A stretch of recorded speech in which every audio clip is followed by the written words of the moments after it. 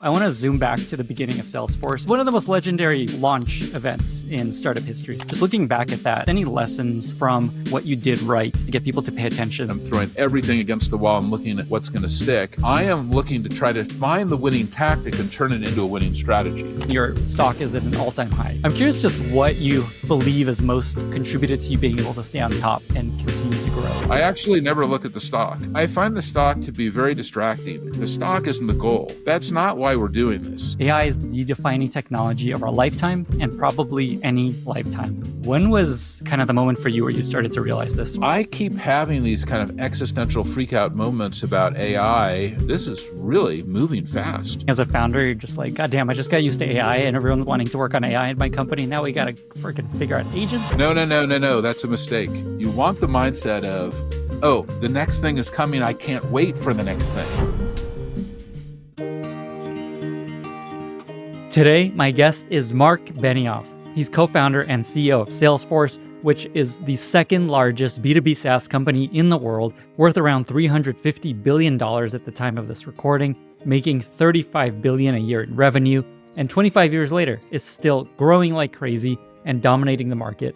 In our conversation, we talk about leadership, AI, domain names, beginner's mind, marketing, product, sales, the hardest moment in Marc's journey of building Salesforce, also what exactly is an agent, and so much more. If you enjoy this podcast, don't forget to subscribe and follow it in your favorite podcasting app or YouTube. It's the best way to avoid missing future episodes, and it helps the podcast tremendously. With that, I bring you Marc Benioff. This episode is brought to you by Cloudinary, the foundational technology for all images and video on the internet. Trusted by over 2 million developers and many of the world's leading brands, Cloudinary is the API-first image and video management platform built for product leaders who rely on visual storytelling to express their unique product value, who are building engaging web and app experiences, and who understand that harnessing the power of AI to automate is the only way forward. Gil Grossman, engineering team lead at Fiverr, says that our users share billions of images, video, and audio files. Cloudinary's ability to automate our post-production work at scale amounts to a savings of up to 92,000 workdays per month. Think bold, build big, ship fast. Let Cloudinary handle your media needs. Start your free plan today at cloudinary.com/Lenny. This episode is brought to you by Interpret. Interpret unifies all your customer interactions, from Gong calls to Zendesk tickets to Twitter threads to App Store reviews, and makes it available for analysis. It's trusted by leading product orgs like Canva, Notion, Loom, Linear, Monday.com, and Strava to bring the voice of the customer into the product development process, helping you build best-in-class products faster. What makes Interpret special is its ability to build and update customer-specific AI models that provide the most granular and accurate insights into your business, connect customer insights to revenue and operational data in your CRM or data warehouse to map the business impact of each customer need and prioritize confidently, and empower your entire team to easily take action on use cases like win-loss analysis, critical bug detection, and identifying drivers of churn with Interpret's AI assistant, Wisdom. Looking to automate your feedback loops and prioritize your roadmap with confidence like Notion, Canva, and Linear? Visit entrepret.com/Lenny to connect with the team and to get 2 free months when you sign up for an annual plan. This is a limited time offer. That's entrepret.com/Lenny. Marc, thank you so much for being here. Welcome to the podcast. Excited to finally get connected with you and excited to do this podcast with you too. I'm even more excited. And I actually want to start with something that I think most people don't know about you, but to me is almost like a microcosm of how far ahead you look and almost basically how visionary you are. And that's that you've owned a number of epic domain names. For example, bill.com, u.com, code.com, appstore.com. First of all, are there others I don't know about? There's a lot. Okay. Salesforce.com. Salesforce.com. That all came from, I'll tell you, it's a good story actually, because, what happened was I was working at Oracle for 10 years from 1986, and 1996 rolled around like it was a snap of the fingers. And all of a sudden I realized, whoa, what has just happened to the last decade? This decade just flew by. It was crazy. And it was a big moment for me in my career. And I had it was a huge acceleration. I went from being, a kid right out of college to working for Larry Ellison. But after 10 years, I was pretty trashed. And so I said to Larry, hey, I need to go and, take some time off. And so I went to Hawaii and rented a little house on the beach. And I had done some angel investing, and it was kind of a cool moment where some of my companies started to go public, including Siebel Systems and others, and Saba Software, and people I had met at Oracle like Tom Siebel and Bobby Asdani. And then I was just fascinated at that point, with the internet. I had been working on it at Oracle for a couple years. So I started buying a bunch of domain names of companies that I thought they weren't companies yet. Now they are companies, but ideas that I thought the names would be great companies one day and reflected where I thought things were going. And yeah, it's a long time ago now. It's a really long, long time ago, I think almost 30 years.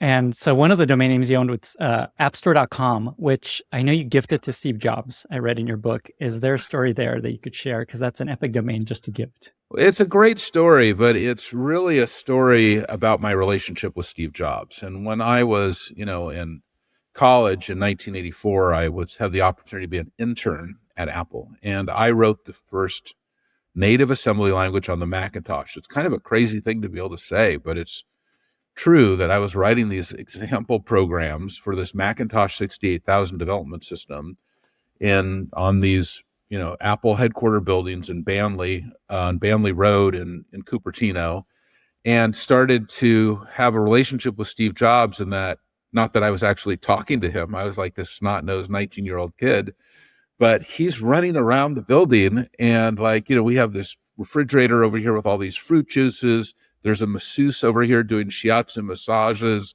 There's a motorcycle in the lobby. There's a pirate flag on the roof, and there's Steve Jobs running around yelling at everybody. And it was freaking cool. Okay.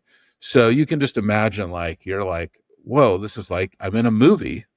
And there's a lot of other cool parts of the movie too that were going on. And it kind of started my relationship with him. And then I kind of got to know him then, as I eventually got to Oracle, and then eventually I started Salesforce. And I had this moment at Salesforce, and it was, I think, 2000, 2001. I cannot remember exactly what it was. We were at the opening of one of his movies for Pixar, and we were having dinner. There's a lot of details around the dinner. It'll be a hugely long story if I go forever. And he says to me, well, Mark, now listen to me. You're doing so great. You've got your company, Salesforce. If you need any help, you make sure you call me, okay? And I'm like, yes, sir, I will do that. And he took out he had just introduced the iPod. And he's like, I got 1,000 songs in my pocket here. Look at this and that and all that. And it's this cool device. And I'm like, that's such a cool screen. Steve goes, oh, thanks so much. And I go, Steve, you could do movies on there too, or photos. You didn't have to do songs. No, Mark, I will never do a device like that. Absolutely not. And that's a little insight into his personality, that he would never, ever exactly say, oh yeah, I'm going to do the movie device, the photo, the phone, this. So anyway, things were kind of moving along at Salesforce. And so I kind of was stuck. And I kind of need get through my block, writer's block, entrepreneur's block. I'm going to reach out to him. And he's like, come down here right away. So literally got in my car, brought a few of my team with me, and we go down, and he's like, oh yeah, you're blocked. There's 3 things you need to do right now. And I'm like, okay, what are they? Your company, it better get 10 times larger than it is now in 24 months, or it's over. Okay, yes, sir. Number 2, you better sign a huge customer for the Salesforce automation product like Avon. They're a great Salesforce. And the CEO of Avon was on his board at the time, so that was on his mind. And one last thing I'm going to tell you must do. I'm like, yes, sir, what is it? You better go build an application economy. An application economy? Yes. Well, what does that mean? I don't know, but you're going to go figure it out. And it was like, meeting with your guru. And getting a Zen koan or something where now you have a puzzle I have to solve. And I literally went away and I had all the notes from the meeting, I went through it over and over and again. And then finally I'm like, I think he wants me to build an app store. And at that moment, I went to the domain registry and I bought appstore.com.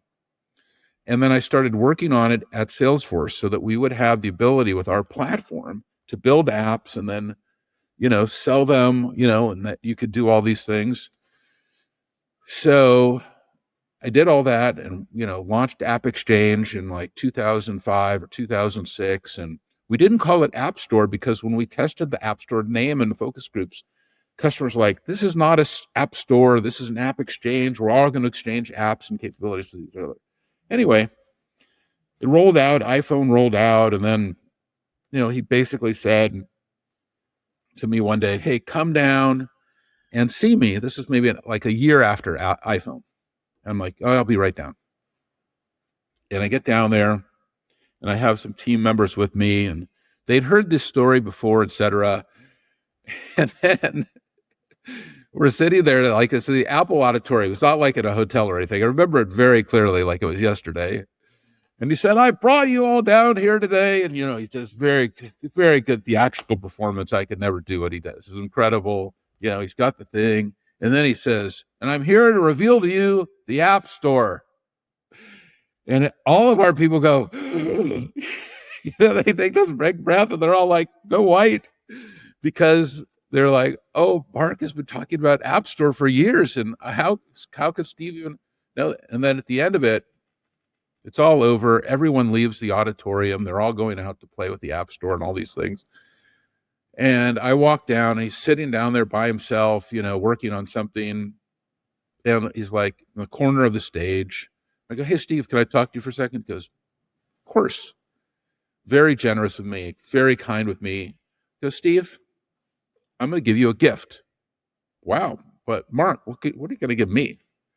Steve, I'm going to give you something you don't have, but maybe you'll need, which is the appstore.com URL, appstore.com, and the trademark for App Store. Because after that meeting we had like 6 years ago, I ended up trademarking these things and buying this URL. And he's like, oh, it's very nice, but this App Store thing isn't going to be very big and, whatever, but thank you very much. And that was the story of App Store. It's kind of amazing. It was kind of a very amazing relationship that I had with him. Very grateful to have that relationship and dramatically influenced me in my career and my whole life. Mm-hmm. There's one thread that I love about everything you shared here is how generosity was at the center of so much of this. Him helping you, you helping him, just wanting to help each other. He's a very generous person. And I'll tell you that he never turned down anything that I asked him to do. And I have so many stories, but one story was I was thinking about buying this house, and I wasn't sure, should I buy this house, should I not buy this house, whatever. And so he said, I'll go look at it for you, And so he went and he's looking at this house, and then he calls me and he goes, well, I don't know if you should do this or that, but this might be good. Maybe it is good. Maybe it is a good idea. And then I'm emailing with him after that. And, he's very sick and it's all very sad. And then he sends me an email. And the last email he sent to me was, I said, wow, well, this has worked out better than I thought. And he goes, Mark, everything has worked out so much better than we could have ever imagined. And it was just a beautiful thought and incredibly sad all at the same moment. And that was my last correspondence with him. Mm-hmm. I feel like we could do Steve Jobs stories all day. Yeah. Oh, I know. I could do hours. I have a lot of Steve Jobs stories. Oh, man. But anyway, those are a couple of them. By the way, I also love that he had like B2B SaaS advice. Like, here, you need a big customer, you need high ACVs. Oh, he hated those. He hated SaaS, and he hated that I was doing enterprise software. Yeah. He's trying to talk me out of being an enterprise software executive. He's like, now, Mark, what are you going to do? You're going to go home and tell your kids that you're working on enterprise software. Who do you sell to? CIOs? Have you met them? How can you be doing this? I can't imagine a more horrible career. I'm like, I love it, Steve. No, Mark, you cannot love this. This is not great. It was really a funny thing. He really disliked that, but yet he was incredibly supportive of me. He would call me all the time. It was really amazing, actually. Mm. Feels like a place he was wrong in the end here, which is cool. Cool to know. I want to go in a different direction. He was rarely wrong. He was rarely wrong. B2B SaaS, $350 billion of value, he would have existed. Speaking of that, so I want to zoom back to the beginning of Salesforce and when you launched Salesforce. It's crazy to think back to that when basically you were trying to convince people the future of software was not desktop software. It was going to be in the cloud. It was SaaS. You had all these end of software logos. You had mascots walking around with this no software thing. You hired fake protesters at, I think it was Siebel's conference. Like, it was very hard. I think you read one of my books, Lenny. I know the history of a lot of these things. Oh, okay. It's one of the most legendary launch events in startup history. So I've heard of it many times at this point. It was a crazy moment. I mean, Siebel, who was really the enterprise software company doing CRM, was doing kind of a user conference. And I, was looking for an opportunity to kind of launch our product. So we hired a bunch of actors, and they were doing this event in San Francisco. And, San Francisco is very woke. So, people expect a good protest. So we got some picket signs at Home Depot and made some signs, that said the end of software is near, and all kinds of other no software and all these things. We had a lot of funny things on signs. And we ran a protest outside of Siebel that they were in the software business, but we were like, oh no, we've got to get out of software. We got to create the end of software. And so we have picketers outside of the streets. Anyway, he comes out himself out of the building and gets super upset. And right then we hit a button, and we have other actors in a van who come out, and they are staging themselves as news crew. So they are like KNMS, no more software. And we're like, they're interviewing the protesters. So now he thinks that it's a media thing. He calls the police. He got very upset. He's a great guy, by the way. I love Tom Siebel. I think he's also one of the great entrepreneurs of our generation. And he's just fuming, and he doesn't know what's going on. He doesn't exactly know it's us. And we're just having the best time. And that night we had our huge launch event at one of the top theaters in San Francisco. And we hired a great band, and we just had so much fun. It was just a really great time. That was all happened. I remember very well. It was February 22nd of 2001 or 2000, February 22nd, 2000. I love this. I haven't heard that interview, the reporter part of that story before. It was kind of crazy. I love it. And it sounds frivolous potentially, but I think the genius of this that I want to touch on is frivolous is a good word. It probably was frivolous. So what I imagine is you were trying to get people to even know Salesforce exists, to differentiate, to get the name out. And I feel like that's something a lot of founders struggle with. They don't really know how to get their name out, how to get people to pay attention. Just looking back at that success, I guess just any lessons from what you did right to get the word Salesforce out, to get people to pay attention at all to what you were doing. Well, it's a noisy world, Lenny, and you can see that. You can get on Twitter. It's like, there's a lot of noise. And how do you break through?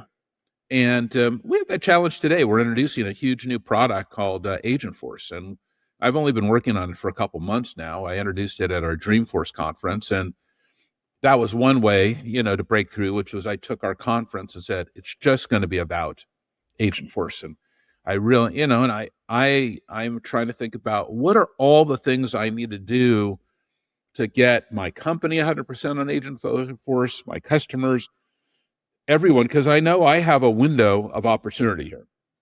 And we're ahead. We have hundreds of customers on this now.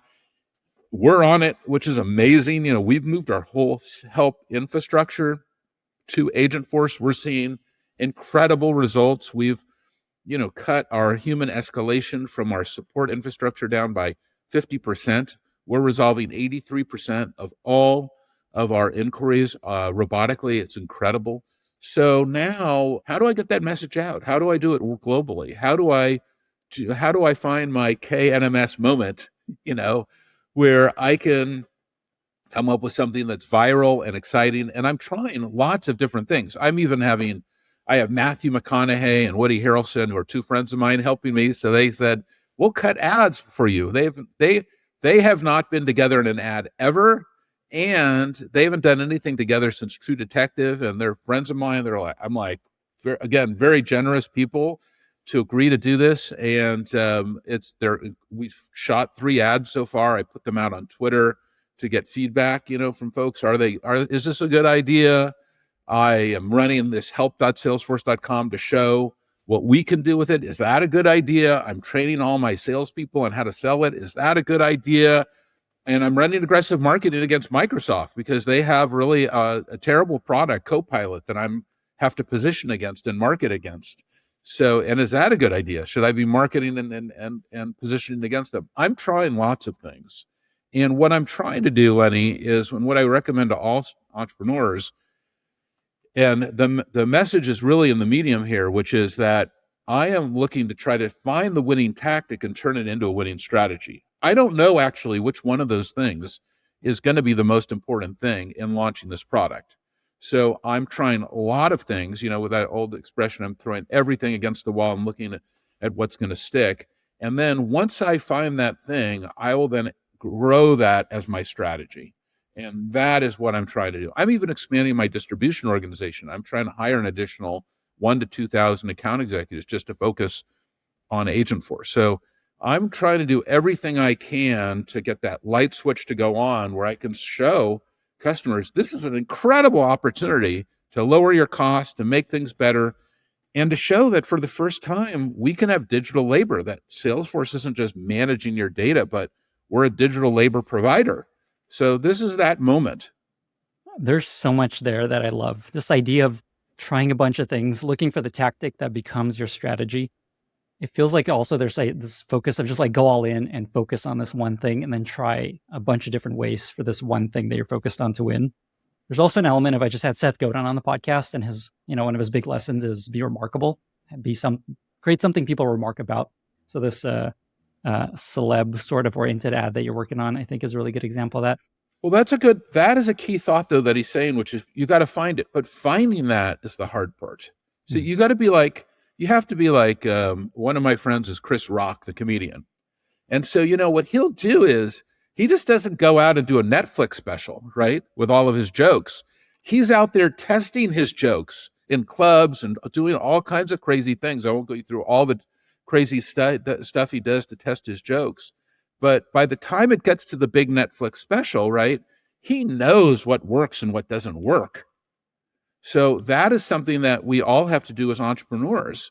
We need to be testing lots of things. We need a lot of experimentation, and we can't be too arrogant.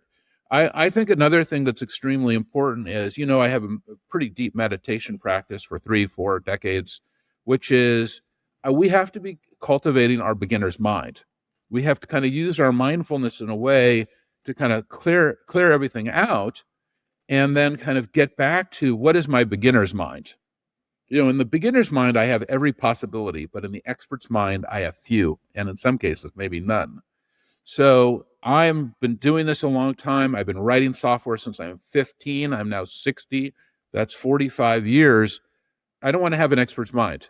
I want to have a beginner's mind. And how do I have that beginner's mind? Because those ideas will come at me if I can go, what could work? Rather than saying, oh, I know what is going to work. Or this is the one thing that is going to definitely work. Or we have to do this. As soon as you start using words like that, you know that you're going to completely implode and fail. You have to say, here, we have to do all these things. Like in my company right now, like we just did this all hands call. I was like, there's 6 things I really want to get done. But like one thing is I didn't get everybody focused on Agentforce and like really watch the energy. Number 2 is I need to find more fuel in the company to fuel this idea, because this is clearly a breakthrough product. So how do I get everyone focused on it? Number 3, where I think it's really important, we need more distribution capability. We don't sell through franchises. We're not selling, through dealers, resellers. We sell direct. So I know I need more account executives, and Number 4 is I need to be telling lots of customer stories. So number 1, customer 0, me. And number 2 is I need to tell you all the stories. Like you can see the story of Disney. I'm doing a huge amount of AI work for them and Agentforce work. Let me tell you the story about Disney. And I need to tell you that story. And then we have this whole ecosystem of people around the company called trailblazers, millions of them who know our platform. They all have to become agent blazers. And the last thing is I just ship the product into all 135,000 Salesforce customers. So it's their nascent and they need to flick it on. I need to motivate them to turn it on. Like these are the 6 things I'm thinking about all the time. So it's not just one thing. I'm trying to figure out what it is. And I need a beginner's mind to kind of assess how do I move forward? How do I evolve? How do I inspire? How do I motivate? How do I energize? This episode is brought to you by Coda. I use Coda every day to coordinate my podcasting and newsletter workflows. From collecting questions for guests, to storing all my research, to managing my newsletter content calendar, Coda is my go-to app and has been for years. Coda combines the best of documents, spreadsheets, and apps to help me get more done. And Coda can help your team to stay aligned and ship faster by managing your planning cycle in just one location, set and measure OKRs with full visibility across teams and stakeholders, map dependencies, create progress visualizations, and identify risk areas. You can also access hundreds of pressure-tested templates for everything from roadmap strategy to final decision-making frameworks. See for yourself why companies like DoorDash, Figma, and Qualtrics run on Coda. Take advantage of this special limited time offer just for startups. Head over to coda.io/Lenny and sign up to get 6 free months of the team plan. That's coda.io/Lenny to sign up and get 6 months of the team plan. coda.io/Lenny. I love this idea of beginner's mind. I imagine it's very difficult to operationalize, especially for a company at 25 years old at this point. Other than obviously you meditate, you put a lot of effort and focus into building this. It's hard to do that within a company. Is there anything you do with meetings, with leadership, with the way you operate that kind of spreads this way of thinking within the org? Well, Salesforce is now the 2nd largest software company in the world, but also the 2nd largest software company in Japan. And that's a country where I put a lot of time and energy into. I love going there and I love going to Kyoto. And when I go to Kyoto, I like to go to some of these amazing Zen temples. And by the way, that's one of the things that Steve Jobs loved to do. And he used to go to these great sushi restaurants. There's a great one in Kyoto named Sushi Iwa. And if you go in there, you'll see he's signed something for them. It says all good things, Steve Jobs. And I said, what did he do? He would go to this great sushi restaurant, and then he would go to Ryoanji, the rock garden temple, an incredible metaphysical temple. And I've gone there for decades. I brought a lot of friends of mine there. And yeah, you got to clear your mind and let it come in. You got to receive it. You need to listen.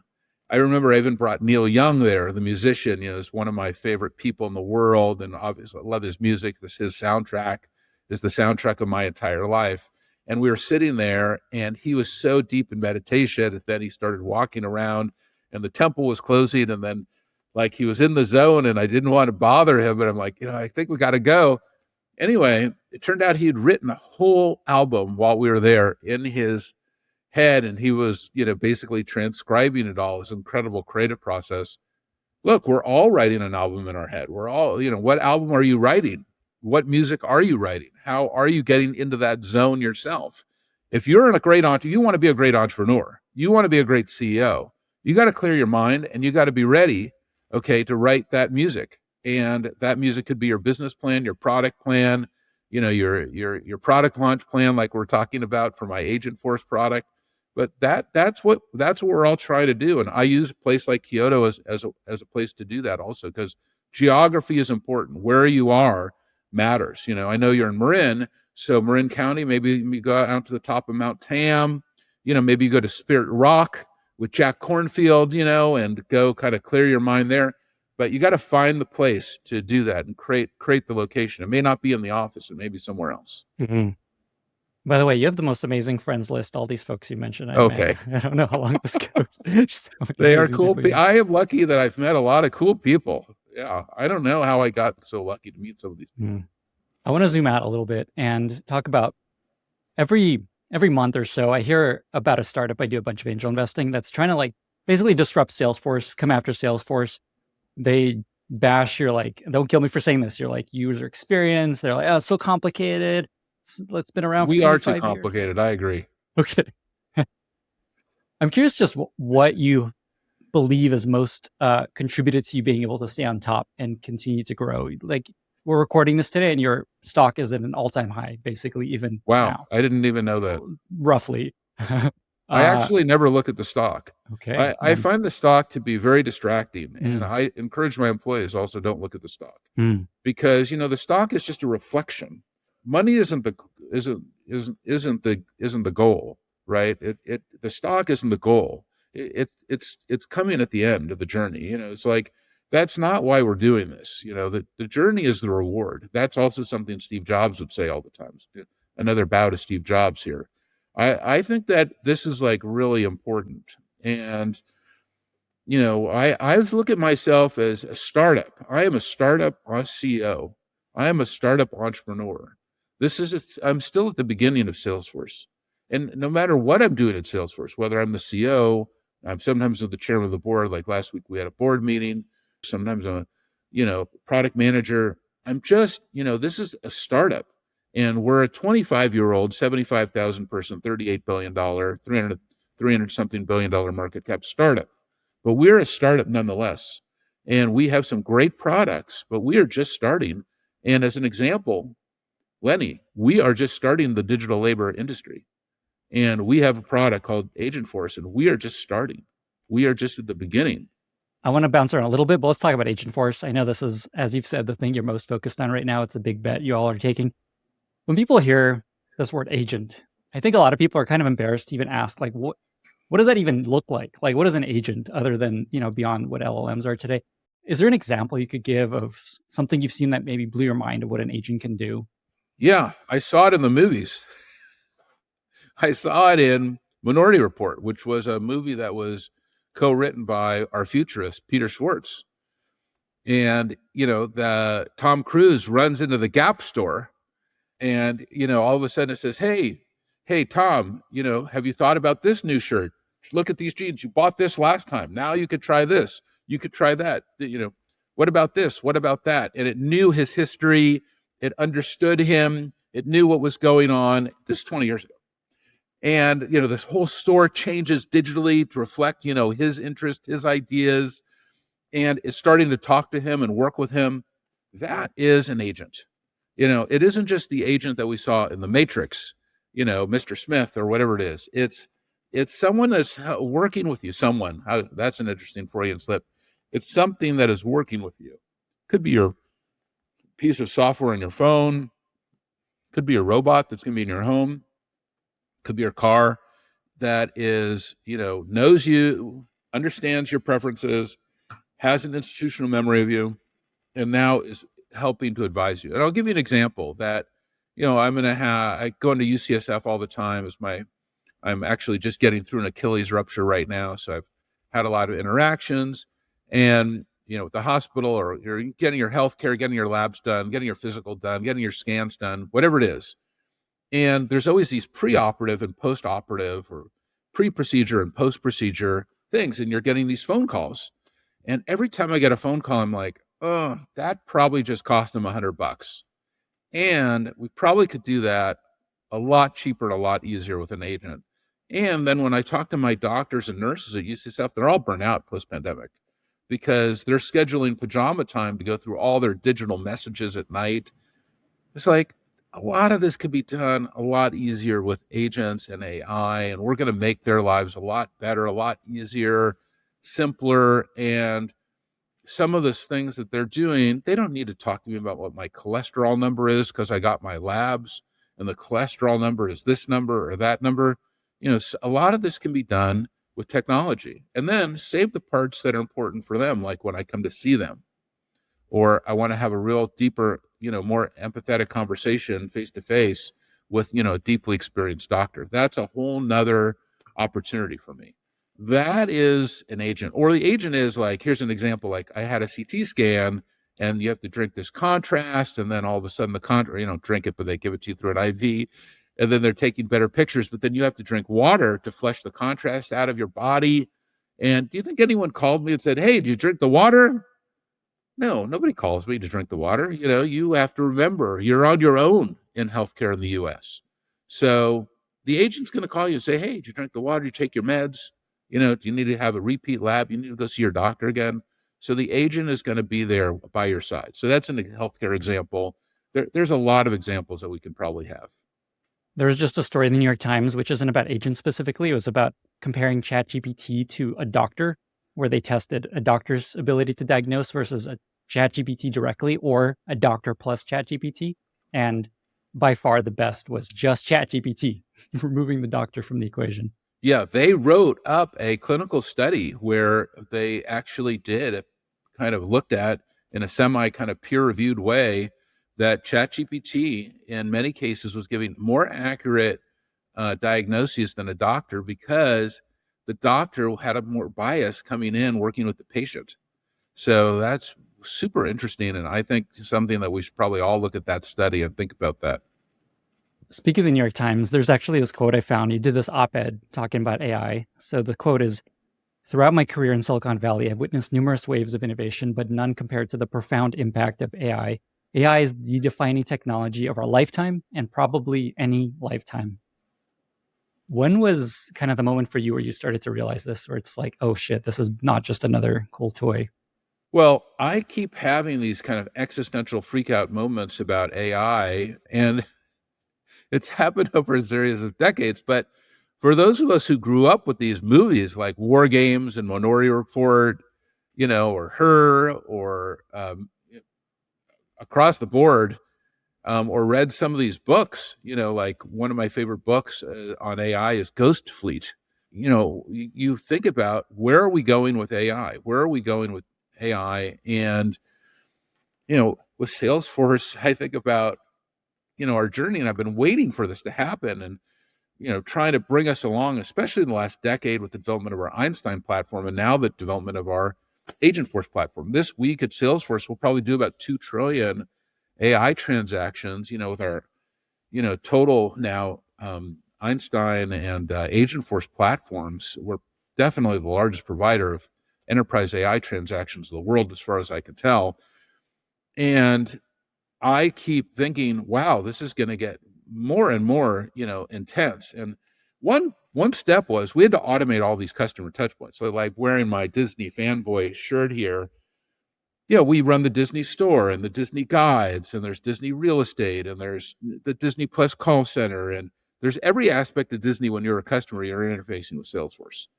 So that's what we've loved doing, automating all these customer touch points: sales, service, marketing, analytics, Slack, integrating it all with MuleSoft. That's what we do. And then aggregating it all into a big database, or we call it data cloud, and then federating that data cloud to other data sources. So that's the 2 steps we've been doing: automate the customer touch points, aggregate the data. And then step 3 is the agentic platform on top of that. And when you think about what's happening now, that you can go to help.salesforce.com and have your issues resolved with that on the agentic layer, that's amazing. And then the 4th layer that will come will be the robotic drone layer, where those robots and drones will then feed off of the platform and all of these capabilities. And that vision of the future is something that we've all had in the industry, for years. It's not my magic vision. This is a vision that's been around. It's been the fundamentals of computer science, that we would move from we'd go from this kind of from data to automation. And that is what we're all driving. And we're driving that industry. We're going lower cost, easier to use, and more automated constantly. And that's powerful. Like, this is really moving fast. You mentioned Einstein briefly. I'll also mention my dog is named Einstein, and I got Einstein swag once with the socks, and I love them. So, and also, that's also an example of, you bought Einstein.com or very early. That was another domain name that you owned. Well, I just thought Einstein would be a great name to talk about artificial intelligence. And it really has been. There, you can see him behind me, right on my shelf, on my bookshelf. I keep him back there. You see Einstein? My view here is blocked. Oh, I'll go It's grab him. probably okay. Let's check it out. There he is. Oh, Show and tell segment oh of the yeah. podcast. Oh, cute. Yeah. That was a big old That's a Einstein. key part of our vision for Salesforce. Our Einstein platform is everything we're doing. We wouldn't get to Agentforce without getting to good old Einstein here. Very cute. As you talk about all this, I imagine many people are thinking, oh shit, we're not going to have as many people working. What are we going to do with our jobs? AI's agents. I know anything you say could be taken way out of context and just like Marc Benioff says, everyone's not working. But I guess I know you've said you're not going to be hiring as many engineers next year. I guess anything there to help people understand how the workforce will change in the future. Well, I can tell you about like my own company and what Yeah. I'm telling my own employees, which Great. is that, yeah, we're going to have to rebalance some of our workforce because you can see it in the numbers I just gave you, which is we need less support engineers because we have a robotic support layer, with Agentforce. So that is, very real, and we all need to adapt. And at the same time, I'm hiring a lot more account executives and folks to, grow the company. So I just encouraged everybody on the all hands call to think about that. And then I just gave you the idea of healthcare. The interesting thing about healthcare, though, is that a lot of the jobs that I think that are going to get created, we don't have people for. And I think there's a lot of things that we need help with in the world that we don't have people for. So I think a lot of these jobs will not necessarily get replaced. And I think that, I have a home in a small town, and in this small town, and, it's very much a blue collar town, and folks are, still working in their restaurants, driving trucks, working in the supermarket, and working on their homes, building, construction, gardening. Look, it's going to be a long time before, I think jobs in the small town where I have a home will ever get, impacted.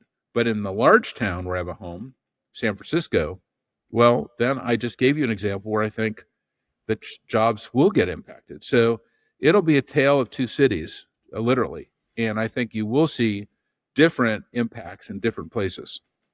So what I'm hearing there is support people trending down, account executive sales trending up. Right now, that is Right now. Salesforce in a nutshell. That touches on something I wanted to touch on also, which is that a lot of founders today are very product-minded, very product-oriented founders, and they want to build product-first companies, grow product-led, all these things. Salesforce, I think very publicly, is very sales-led, very marketing-led, not product-led. Obviously, product is a core part of it, and it all works together and all these things. But I guess just any advice for founders that are very product-oriented and maybe are hesitant to lean into sales and to invest I would say we're not sales-led. Well, I think let's just use Agentforce as the example, right? So we're running this year. This is our fiscal year 25, okay? It ends in the end of January next year. And Lenny, this is the year of Data Cloud. This was not supposed to be the year of Agentforce. So it's the year of Data Cloud. I just gave you the pitch. We've automated all the customer touch points. Now we're adding the Data Cloud to all of our customer implementations. We have 135,000 customers. We've implemented Data Cloud into all of them. They all need to turn it on. Our teams need to show our customers how to build Data Cloud and how it's going to help our customers have a better data structure. I almost combine beta and data together. So they need a better data structure, data architectures, data cultures. And then we had our breakthrough, and I can tell you the story where all of a sudden I'm like, wow, this agent technology is happening much faster than I thought it was going to, and we are going to market now. And by the time we get to Dreamforce, we are going to take this incredible technology. We accelerated it radically because we bought this company called AirKit, which is one of our Ohana, it's a great story. Great entrepreneur, have this company, fantastic company called Relate IQ that we bought many years ago, about 10 years ago, stayed with us for many years, like 6 or 7 years, wanted to leave and said, great. We gave him the investment to leave, invested in the company through Salesforce Ventures, built this amazing platform. And then we said, now we want to buy it back.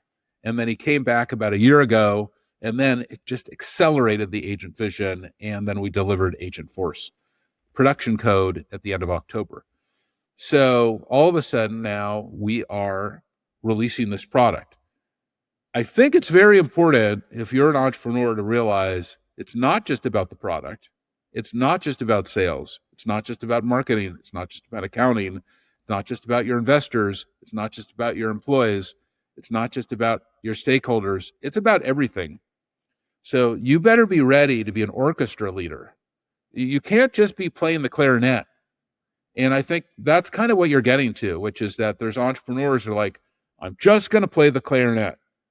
And for those, I don't think they're going to go as far as they could go. You want to be playing the whole symphony, and you want to get everyone running. And that symphony is sales, service, marketing, product, you know, every part of your shareholders, your stakeholders, your customers. You have to be constantly playing the whole symphony. And you have to have a big mind to think about, whoa, I have a lot of stakeholders in my company, not just one stakeholder. It's not just about product and technology.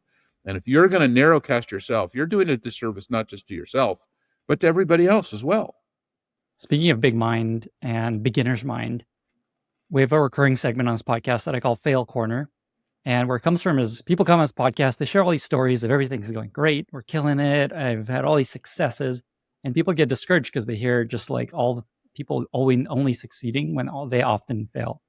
And so I try to ask guests to share a story. And let me ask you this. Is there a story you could share of when it was a big struggle for you, when you were struggling, when something went super wrong, that you worked through and learned something from? Sure. Well, I mean, I'll just give this example. About 2 years ago, we went through this huge transformation in our company. And there were a lot of crazy things that were happening, but it was a little bit like we're all on this airplane and everything is going really well. And then something seems to be going really wrong. And we look up front and the two pilots seem to be missing. And then the one guy with the parachute jumped out of the plane. And then we're all like, whoa, what are we going to do? And we had to do some really crazy and somewhat destructive things at the moment to basically get the regeneration of the company. And one of those things that we did 2 years ago was we had to architect a layoff. And we had never done a scaled layoff before. We had to lay off 10% of the company to save the company. And I didn't want to do it. I mean, it's the last thing I want to do as an entrepreneur, which is to kind of adjust our headcount. But we were coming out of the pandemic and we had just hired too many people. Now, it turned out that a lot of companies in Silicon Valley all did that same maneuver during the pandemic. Things were so robust in the pandemic that we were over hiring. And by the time the pandemic was over, we had too many people. I mean, what did I know? It was my first pandemic. And all of a sudden, my next pandemic, I'll know, that there's an economic cycle associated with it and an inflation cycle too. So I learned a lot in the pandemic. And now we're here. Now all of a sudden we're architecting 2 years ago this layoff. And then when we did the layoff, then I'm trying to over communicate. I'm having all employee meetings. It's a complete dumpster fire. It's a nightmare. I'm getting bashed in the press, on Twitter. Everyone's like shooting at me. It's like, oh boy, if I had a thick skin, it got a lot thicker during that moment because, it's never going to go well, no matter what. And it didn't go well. And, but we got through it, and like to the point where, you're giving me these accolades, wonderful, on this podcast about where we are today financially and from a structural standpoint, or now from product innovation standpoint. But that's not where we were 2 years ago. It was clear we had to go through a financial transformation, which included an adjustment of our headcount, and we had to go through a technology and a product and an innovation transformation. And those two things were going to require us to do a number of things, and they were going to be painful. And so we all had to go through some of that pain to get the gain that we have now. And that was not easy. But, I was in shock that I was going through this 2 years ago because I had already been running the company for 23 years. Things were going pretty well. And yes, there were a lot of failures during that period. I just didn't expect another massive issue to hit me. But guess what? They're constantly massive issues coming at you, and there's more coming. And that's the nature. And my friend Michael Dell, who's probably the best entrepreneur I know, he says there is no linear success. So what that means is that stock chart that you just referred to, there's no up and to the right perfect chart, where it's just one line. I don't care who you are. Apple doesn't have one. No one has one. Okay. And there's going to be changes. It could be economic changes. It could be societal changes. It could be the pandemic. There's no up and to the right. And if you think it's only going to be about up and to the right, you're in the wrong business or you have the wrong life, right? You want to, hey, the monastic life is maybe more for you, where you're just out living in that more of that steady state, right? But if you want more variation where it's not steady state, the entrepreneurial life is a rock and roll roller coaster, and you get ready because it's going to be pounding you all the time. One of these people they described that jumped out of the airplane, kind of speaking on the roller coaster ride, is your co-CEO, Brett Taylor. And what's interesting to me is he's also all in on agents. And what it makes me think about is, like, there's this meme of what did Ilya see when he left and tried to kick out Sam Altman. I'm curious, just like, what did you guys see about agents being the future that you're both so committed to this? So interesting. Well, I just think that this idea that agents are one of the most important things that we're all going to work on. And I think everyone is going to go to agents. So, I just heard about Google today has Agent Space, and I was like, hey, well, I guess they like the Agentforce name. I love Sundar. He's one of my favorite people in the world. We heard Microsoft now has agents. I read Oracle has agents now. SAP has agents. Everybody's got agents. And good. That's what we want. We don't want to be the only one. If you're the only one and no one else is working on it, you've got a problem, actually. So you don't want to be the only one. You want to be in a market. You don't want to be one company offering a solution and the only one. You want to be in a competitive market where people are competing with you and you're selling against somebody else and you're getting better and you're moving, forward. It's like the automobile industry. One of my favorite people is Kira Toyota. Toyota-san was now the chairman of Toyota, was the CEO of Toyota. His grandfather started Toyota. He says, better, better, better, never best. It's the Japanese motto of Kaizen. So we talked about Japanese Shoshin, which means beginner's mind. Now we're learning another Japanese word here, Kaizen. Kaizen is continuous improvement.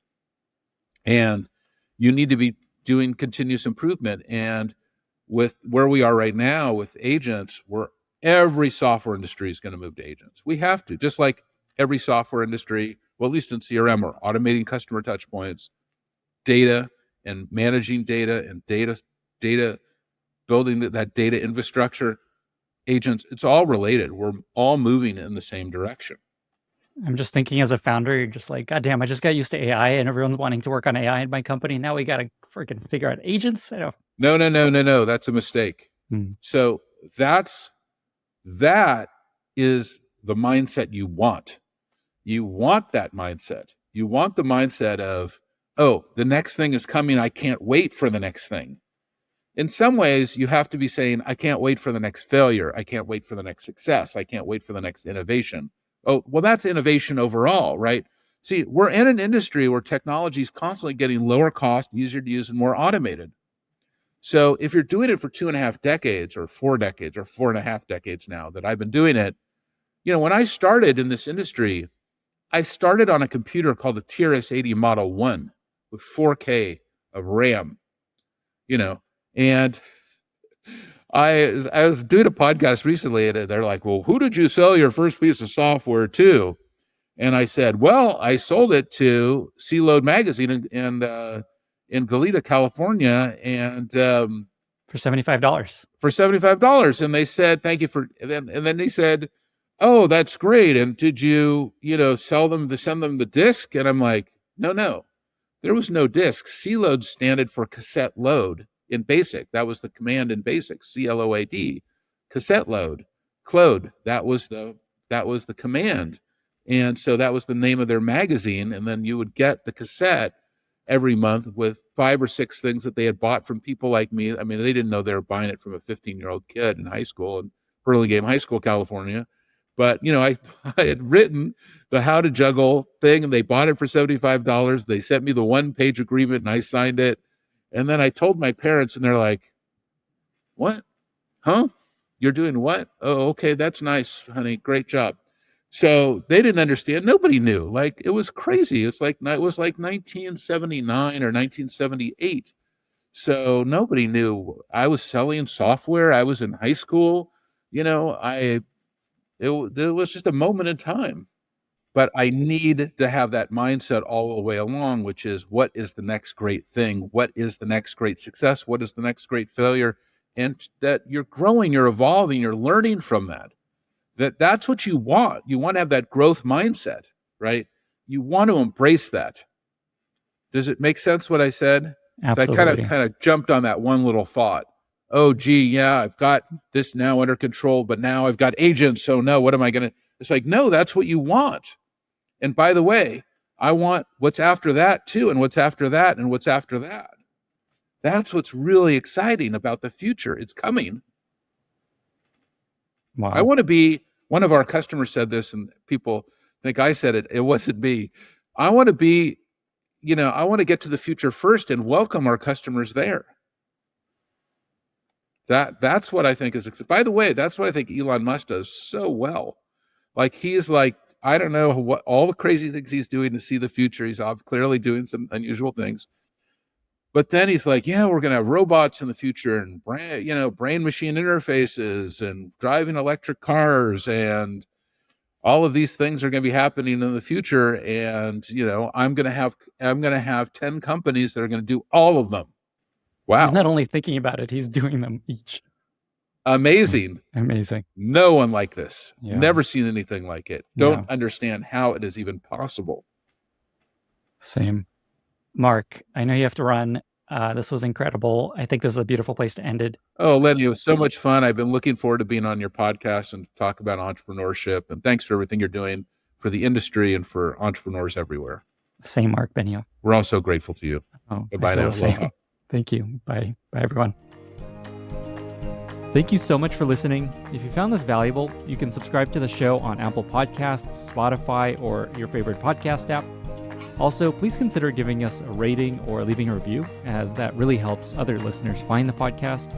You can find all past episodes or learn more about the show at lennyspodcast.com. See you in the next episode.